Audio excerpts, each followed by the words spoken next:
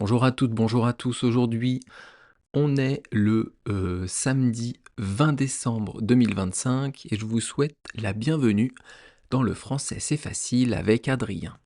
Alors aujourd'hui, on va voir une expression que je trouve rigolote, assez marrante, et qui est ça vaut pas un copec. Mais avant, je vais vous parler un peu des noms de famille en France. Alors, en France, on désigne une personne par son prénom et son nom. Moi, je m'appelle Adrien, ça c'est mon prénom, et après, j'ai un nom de famille. Le nom de famille, il est commun, comme son nom l'indique, à tous les membres de ma famille. Mes sœurs ont le même nom de famille, mes parents, mes grands-parents, etc., etc.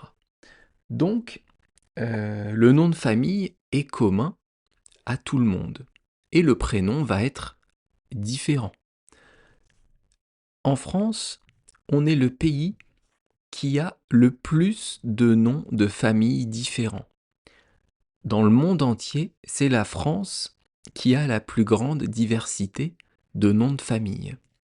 Il y en a plus d'1,2 million de différents. Je vais vous parler un peu de l'histoire de ces noms de famille, comment ils sont apparus en France et pourquoi certains noms de famille sont peut-être pas marrants mais originaux ou particuliers. Les noms de famille en France, ça date du XIIe siècle. Avant cela, on appelait en fait les personnes uniquement par leur prénom. Ça suffisait pour reconnaître une personne de l'appeler par son prénom. On appelait ça le nom de baptême. Mais avec les années qui passaient, le nombre de personnes en France a beaucoup augmenté et il a fallu créer un nom de famille pour différencier les familles, pour différencier les personnes dans les villages. Au début, il n'y avait que les nobles, que les personnes de grande lignée, que les riches qui avaient un nom de famille, et après, ça a été les autres personnes, autant dire les pauvres pour faire simple. Donc on a des noms de famille en France depuis plus de 900 ans.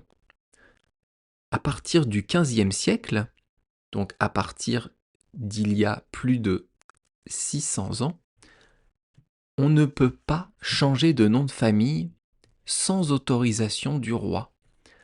C'est interdit de modifier son nom de famille sans demander l'autorisation à l'État, l'autorisation au roi.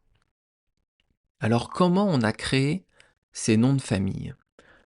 Pourquoi les noms de famille sont aussi divers en France et d'où ils viennent? Alors, il y a des familles qui ont comme nom de famille un prénom, comme Nicolas, Monsieur Martin, Madame Jean, Monsieur Alain.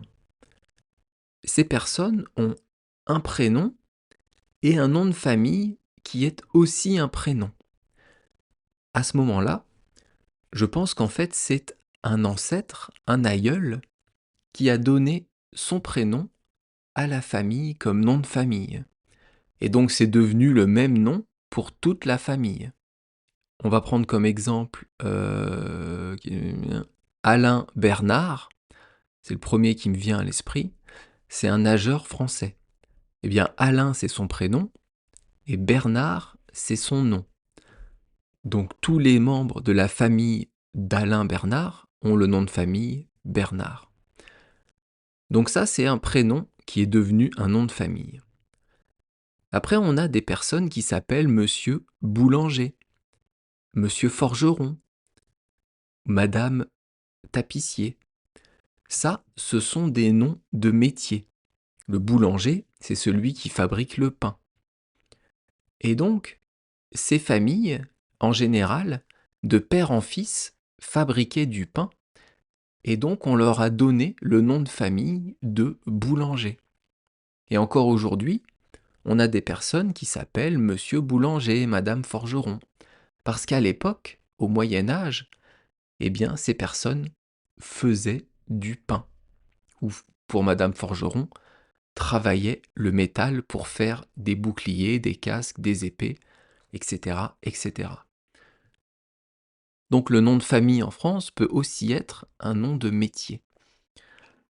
On a aussi des noms de famille qui décrivent une caractéristique physique. On a Leroux, on a Leblond, on a Monsieur et Madame Lebrun.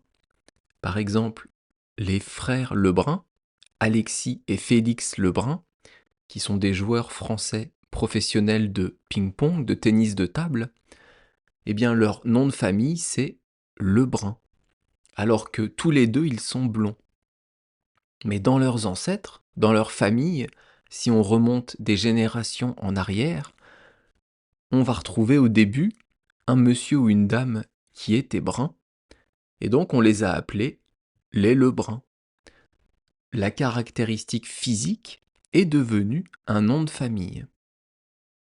On a aussi des noms de famille qui décrivent des lieux, des endroits.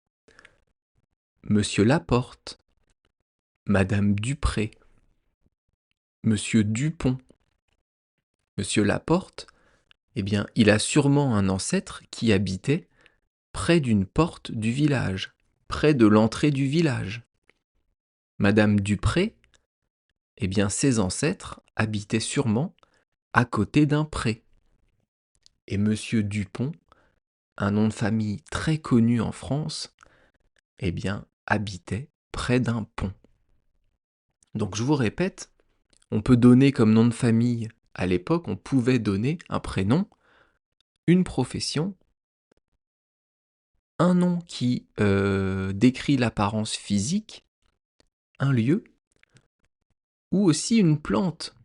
Il y a des monsieur pommiers, il y a des madame pêcher, des monsieur poirier.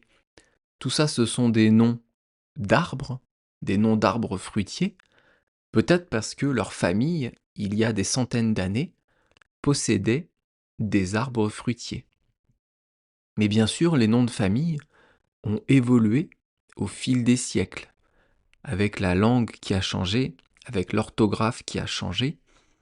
On a les noms de famille qui ont évolué, et surtout, pour un même nom de famille, par exemple Dupont, on peut avoir plusieurs orthographes différentes, ce qui fait qu'on a beaucoup de noms de famille en France. Et il va y en avoir de plus en plus. Pourquoi ? Parce que aujourd'hui, et depuis quelques années, un enfant peut porter le nom de famille du père, ok, ou de la mère, ok, parfait, ou des deux. Maintenant, on peut assembler le nom de famille du père et de la mère, et l'enfant aura les deux noms de famille. Imaginez un enfant qui naît, dont la mère s'appelle Marie Laporte, et le père Marc Leroux. Eh bien l'enfant pourra s'appeler le prénom de l'enfant, et après, Laporte Leroux, ou alors Leroux Laporte. Donc les deux noms des parents. Ça veut dire que si on se projette dans quelques années, si on a des enfants qui sont devenus des adultes, et les deux parents ont deux noms de famille, et ils veulent absolument donner les deux noms de famille aux enfants. Ça veut dire qu'on va avoir des enfants qui auront 4 noms de famille. Autant vous dire qu'on n'est pas sorti du bordel. Enfin bref. Ça, c'était pour l'histoire des noms de famille en France. Et il y a encore une chose que je voulais vous dire, dont je voulais vous parler, c'est qu'aujourd'hui, en France, et depuis quelques années aussi, on peut payer pour changer une lettre de son nom. C'est possible pour les noms de famille, on va dire, un peu durs à porter, un peu spéciaux. On a des personnes qui ont des noms de famille en France qui sont des insultes. Par exemple, Monsieur Connard, eh bien, c'est dur à porter. je ne voudrais pas m'appeler Monsieur Connard. Si je m'appelais Monsieur Connard, je pourrais aller en mairie et faire changer une lettre de mon nom. Par exemple, le C en M, et ça donnerait Monsieur Monard. Ça, c'est beaucoup plus facile à porter. Ou une Madame Couille, par exemple. Imaginez une dame qui s'appelle Madame Couille, franchement, c'est spécial, c'est compliqué. Elle pourrait aller en mairie, changer le C en une autre lettre, par exemple le M, ah non, pas le M, le R, et ça donnerait Madame Rouille. Donc on peut faire ça aujourd'hui et depuis quelques années. Bien, maintenant que je vous ai parlé un peu des noms de famille en France, j'espère que vous avez compris et surtout que ça vous a intéressé. Bien sûr, si vous avez des questions sur la culture française, si vous avez des questions générales sur le français, sur nos us et coutumes, sur notre façon de vivre, sur l'histoire, ce que vous voulez, vous pouvez me les demander, me les poser sur YouTube et je me ferai un plaisir d'y répondre dans un de mes podcasts. Donc maintenant, on va parler de l'expression du jour « ça vaut pas un copec ». Alors ça, c'est la contraction de cela. Cela, c'est quoi? C'est un pronom démonstratif et ça va servir à montrer quelque chose. Ça, quand vous montrez quelque chose en pointant du doigt, vous dites ça, c'est une lampe, par exemple. Ou ça, c'est une bouteille, pardon. Donc vous montrez la chose. Ensuite, on a le verbe valoir. Ça vaut pas un copec, le vaut, V-A-U-T, c'est le verbe valoir qui est conjugué au présent. Et donc, en fait, le verbe valoir, il va servir à indiquer le prix de quelque chose, la valeur de quelque chose. Ou de quelqu'un d'ailleurs, mais plutôt quelque chose. Et donc, je vais vous conjuguer, bien sûr, le verbe valoir au présent, parce que ce verbe, on ne l'a pas vu souvent, et je vais vous le faire au futur simple.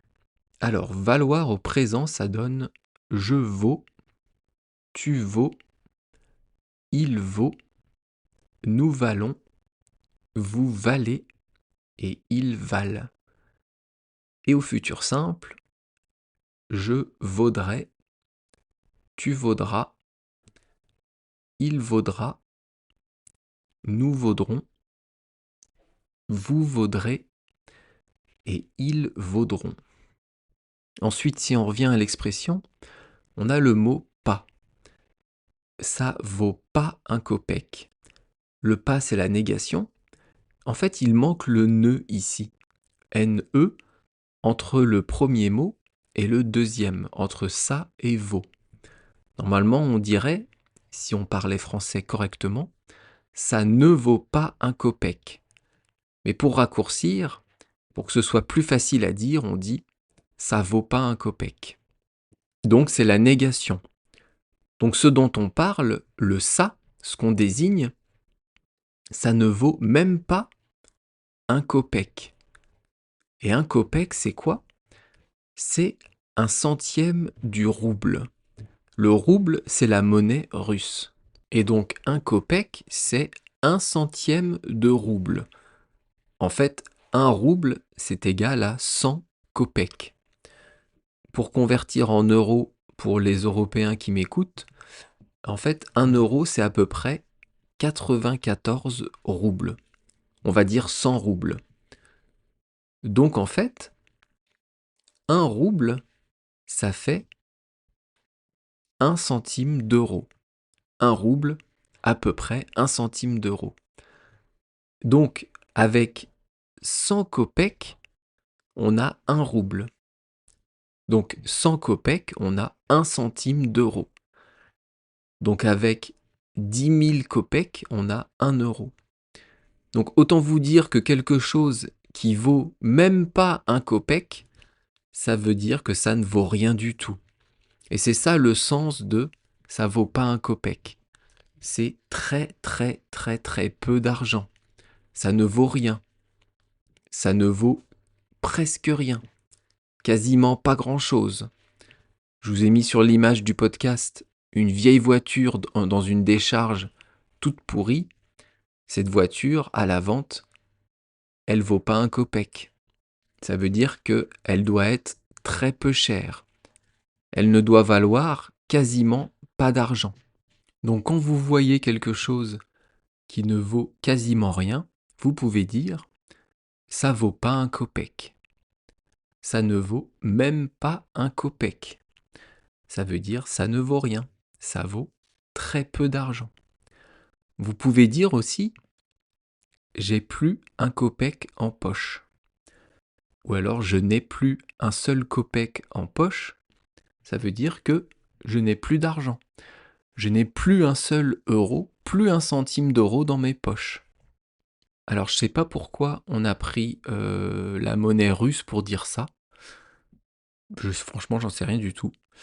On aurait pu prendre aussi la monnaie indienne ou le yen, j'en sais rien. En tout cas, on a pris la monnaie russe, le kopek. Peut-être c'est un auteur de pièces de théâtre ou de livres qui a dû dire ça une fois, et on l'a gardé comme une expression française. En tout cas, vous l'aurez compris, ça vaut pas un kopek, c'est ça ne vaut rien. Ça vaut très peu d'argent. En anglais, c'est not worth a damn. Alors, qu'est-ce qui me restait à vous dire? Vous pouvez toujours, bien sûr, me retrouver sur mon site Patreon où vous aurez la transcription écrite des podcasts.